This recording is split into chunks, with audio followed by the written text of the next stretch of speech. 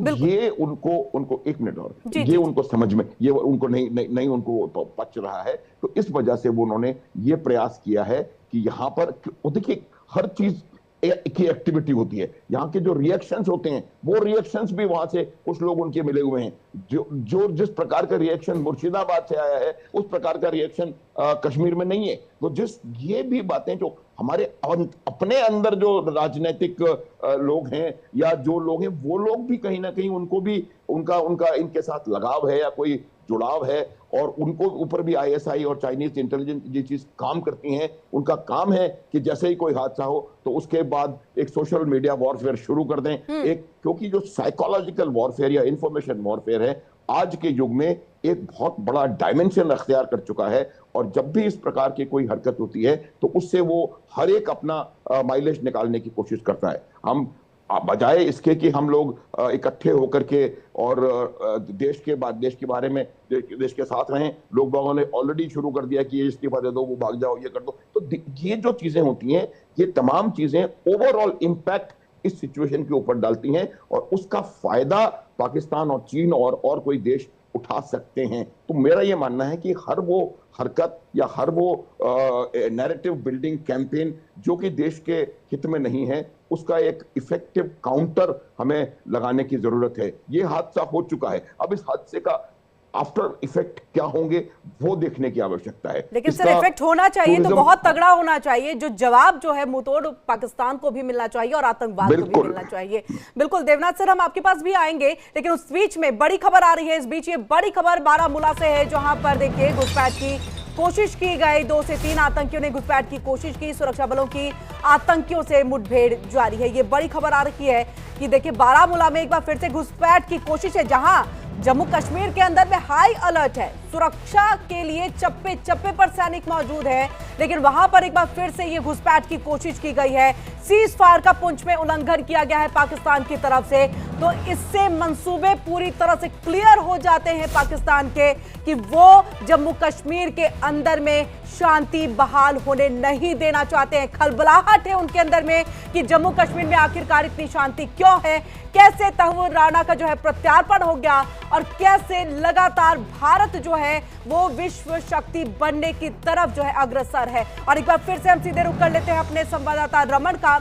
रमन, बारामूला में देखिए आप जो लगातार जानकारी भी दे रहे थे कि पुंछ के एरिया में किस तरह से सीज फायर का उल्लंघन, और अब देखिए सेना चप्पे चप्पे पर मौजूद, लेकिन बारामूला में घुसपैठ की एक बार फिर से कोशिश।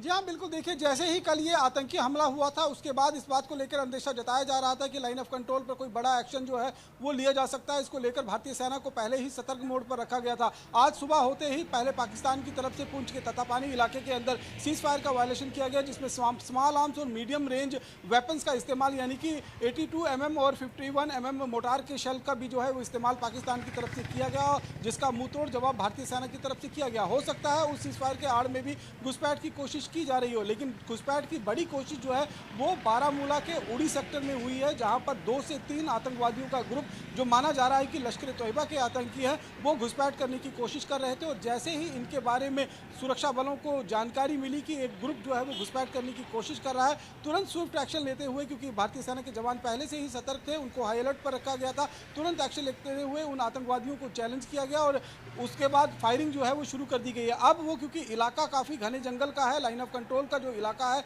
घने जंगलों से घिरा हुआ है और वहां पर आतंकियों के साथ मुठभेड़ लगातार जारी है। बहुत उम्मीद है कि दोपहर तक कोई अच्छी खबर जो है वो मिल सकती है और वो जो 2 से 3 आतंकी घुसपैठ करने की कोशिश कर रहे थे उनको जहन्नुम का रास्ता जो है वो भारतीय सेना दिखा सकती है। तो लगातार एक तरफ आतंकी हमले से जम्मू कश्मीर को दहलाने की कोशिश जो है वो पाकिस्तान ने की और इस कोशिश में कहीं ना कहीं कामयाबी पाकिस्तान को मिली। दूसरी तरफ लाइन ऑफ कंट्रोल पर भी लगातार पिछले कुछ दिनों से, यानी कि अप्रैल के स्टार्टिंग से ही सीज फायर वायलेशन करके माहौल को खराब करने की कोशिश की जा रही थी। इसका अगर आप पूरा एक मोटे सरसरी से देखेंगे, तरीके से देखेंगे, तो कहीं ना कहीं ये एक वेल प्लान्ड मूव जो है वो पाकिस्तान का नजर आ रहा है। क्योंकि पहले पाकिस्तान के अंदर अगर हमने देखा कि किस तरीके से जो अबू मूसा है, पाकिस्तान का कमांडर है लश्कर तोयबा का, वो बाकायदा ये ऐलान करता है, जो सोशल मीडिया में इस समय वायरल भी हो रहा है, कि हम अपनी जिहाद की लड़ाई, आतंक की लड़ाई जो है वो कश्मीर में जारी रखेंगे। उसके बाद पाकिस्तान के जनरल आसिफ मुनीर की तरफ से ये बयान दिया जाता है कि कश्मीर पाकिस्तान के लिए गले की हड्डी है,